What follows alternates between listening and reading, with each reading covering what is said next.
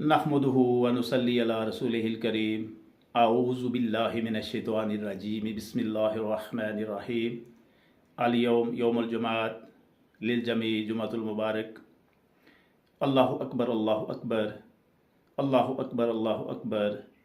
अशहदु अन ला इलाहा इल्लल्लाह अशहदु अन ला इलाहा इल्लल्लाह अशहदु अन्ना मुहम्मदर रसूलुल्लाह अशहदु अन्ना मुहम्मदर रसूलुल्लाह।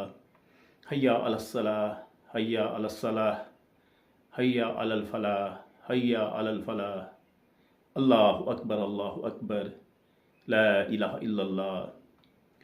ये एक ऐसा बुलावा है, ये एक ऐसी दावत है, ये एक ऐसी मुनादी है कि जो मुझे मस्जिद की तरफ बहरहाल ले जाती है।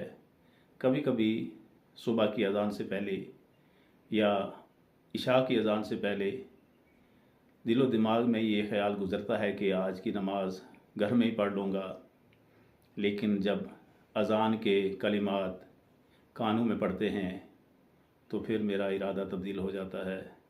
फिर मेरा वो ख़्याल कि आज की नमाज घर में ही पढ़ लूँगा, वो ख़्याल ख़त्म हो जाता है, वो तब्दील हो जाता है। और अल्हम्दुलिल्लाह मुझे अज़ान मस्जिद तक पहुँचा देती है।